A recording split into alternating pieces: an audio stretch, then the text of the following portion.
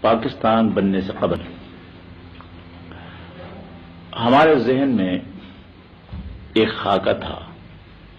مسلمانوں کے حقوق کے تحفظ کے لیے. وہ یہ تھا کہ اس وقت ہندوستان کے 13 صوبے تھے. 6 صوبوں میں اکثریت مسلمانوں کی تھی اور 7 میں ہندو کی اکثریت تھی. تو اس طریقے سے ہمارا ایک فارمولہ جب ہند کا فارمولہ مشہور ہے چھپا ہوا اس زمانے کا کہ صوبائی خود مختاری مل جائے اور صوبے مکمل خود مختار ہوں. صرف 3 محکمے مثلا ڈیفنس ہے یا مواصلات ہے اور فارن افیئرز، یہ جو ہے مرکز کے ساتھ ہوں اور باقی صوبے خود مختار ہوں. اس کے ساتھ ساتھ مرکزی پارلیمنٹ میں تناسب نمائندگی کا اس طرح ہو کہ مسلمان قوم اور ہندو یہ دونوں اکثریتی اقوام شمار ہوں گی اور ان کا تناسب جو ہے وہ 45% پارلیمنٹ میں ہوگا اور باقی 10% وہ دوسری اقلیتیں ہوں گی. تو اس طریقے سے خیال یہ تھا کہ ہندوستان ایک بھی رہے گا اور مرکزی پارلیمنٹ میں جو حقوق کے ضائع ہونے کا خطرہ تھا وہ بھی ٹل جائے گا اور صوبوں کی خود مختاری سے باقی مسلمانوں کے مسائل جو ہیں وہ بھی حل ہو جائیں گے. اور یہ تجویزیں جو ہیں بہرحال اس وقت ذہن میں ابھرتی تھیں. چنانچہ ایسا بھی ہوا کہ جب شملہ کانفرنس میں وہ ایک وفد آیا تھا لارڈ پیتھر لارنس کا یا سر اسٹیفورڈ کرپس وغیرہ کا، تو ان سے جو فیصلہ ہوا تھا تو اس میں یہ تھا گروپ بنائے گئے تھے اے اور بی اور سی، لیکن پورے ہندوستان کو ایک رکھنے کا منصوبہ تھا اس وقت. اس کو مسلم لیگ نے بھی تسلیم کر لیا تھا اور کانگریس نے بھی تسلیم کر لیا تھا. غرض یہ ہے کہ مسلمانوں کے حقوق کے تحفظ کے لیے ہمارا بھی فارمولہ تھا اس وقت. یہ نہیں کہ ہم مسلمانوں کے حقوق کے تحفظ سے غافل تھے یا ہندو کے مظالم یا ان کی زیادتیاں جو ہو رہی تھی اس سے ہم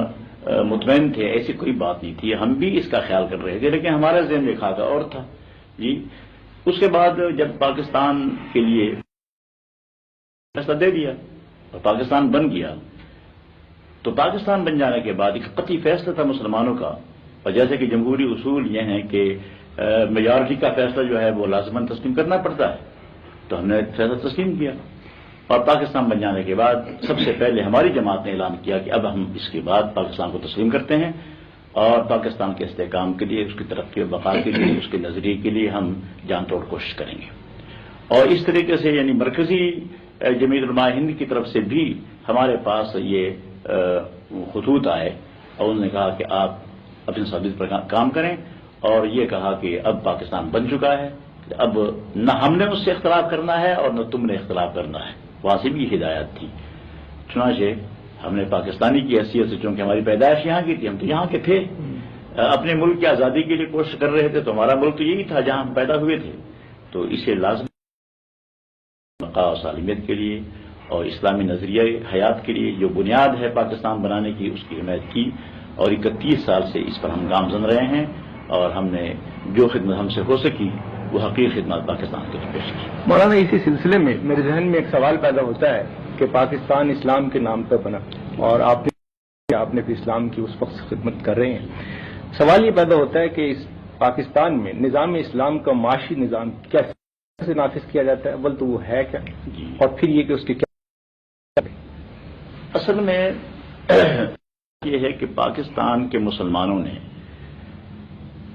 پاکستان میں اسلامی نظام کی ترویج اور اس کی تنفیذ کوئی خاص توجہ نہیں تھی اور پتہ نہیں کہ اس میں رکاوٹ کون تھے. یہ ہے کہ جو لوگ مغربی تہذیب سے متاثر تھے اور ان کا ہولڈ ہے پاکستان پر پورا مکمل سیاسی اثر اور رسوخ انہی کا ہے، مغربی تہذیب سے اتنے مرعوب ہیں کہ اسلام کی طرف جانے ان کے قدم جو ہے آگے بڑھ نہیں رہے. چنانچہ اسلام کا معاشی نظام اگر نافذ ہو جاتا، سب سے پہلی چیز یہ ہے کہ بغیر سود کے بینکاری کا نظام جو ہے یہ اسلامی ایک نظام ہے. اب اس وقت نہیں، بہت کافی زمانے پہلے بہت سے ملکوں میں ایسے بینک قائم کیے گئے ہیں جو بغیر سود کے چل رہے ہیں اور اسلامی اصول کے مطابق چل رہے ہیں۔ یہ نظام جو ہے ایک دفعہ ایسا بھی، ہم سن 64 میں مصر میں قاہرہ میں ایک مؤتمر میں میں شریک تھا خود، اس میں اسی اسلامی بینکاری کا مسئلہ جو ہے وہ زیر بحث اور ایک مکمل بینک کا نظام وہ تجویز ہو گیا تھا اور اس کی پھر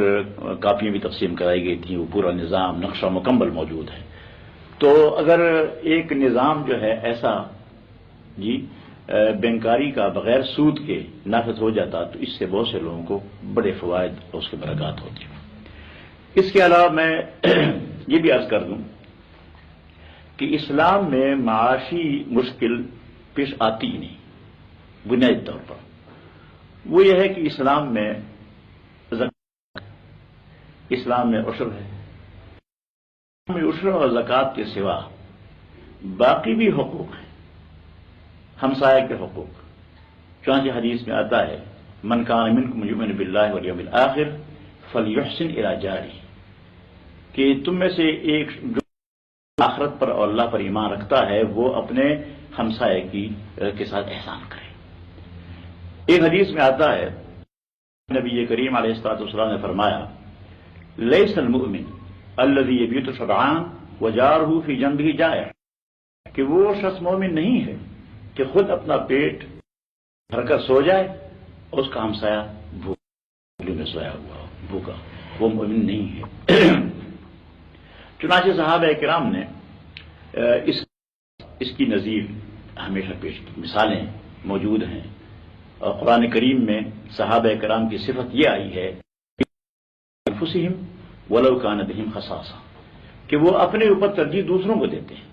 اگرچہ خود بھوکے ہوتے ہیں۔ اگر مسلمانوں کے اتنے بلند اخلاق ہوں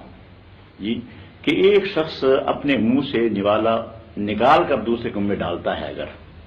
اور کسی شخص سے دوسرے کی بیمائگی خستگی دیکھتی، اور مسلمان میں اتنا تعلق ہے، اخوت اور برادری کا تعلق ہے کہ وہ ایک دوسرے پر جان دیتے ہیں، تو پھر یہ اونچ نیچ کا مسئلہ ختم ہو جاتا ہے اور یہ معاشی کوئی مسئلہ ہمارے ملک پیدا نہیں ہوگا۔ ایک آدمی اگر کچھ اس کے پاس ہے وہ دوسرے کو کھلائے تو 50% سے زیادہ مسئلہ جو ہے ہمارا معاشی اخلاق کی بلندی سے، اسلامی اصول پر عمل کرنے سے حل ہو جاتا ہے۔ میں آپ سے یہ دریافت کرنا چاہوں گا کہ کیا اسلامی معاشی نظام میں صرف بلا سود بینکاری کافی ہے یا ربا کی اور وہ زیادہ ظلم کی شکل میں موجود ہیں اور عام آدمی کو زیادہ پریشان کرتی ہیں، تو ان کو کیسے دور کیا جا سکتا ہے؟ اور دوسرے یہ کہ ریاست پر بھی تو کچھ حقوق عائد ہوتے ہیں معاش کے سلسلے میں، مثلاً افراد کے روزگار کا حق ایسا کہ اگر کوئی بے روزگار ہو تو وہ اسٹیٹ سے عدالت کے ذریعے سے وہ حاصل کر سکے، لازمی ہو اس کے لیے، یہ بھی کچھ صورت ہے۔ تو یہ کس طرح سے یہ صورتحال یہ ہے کہ اسلامی حکومت کی ہوتی ہے، حکومت کی ذمہ داری ہوتی ہے کہ کوئی شخص ملک میں بھوکا نہ رہے، اس کو زندگی کی ضروریات مہیا کی جائیں، یہ حکومت کی ذمہ داری ہے۔ چنانچہ آپ کو معلوم ہے کہ تاریخی واقعات ہیں کہ حضرت عمر فاروق رضی اللہ تعالیٰ عنہ نے اپنے دور خلافت میں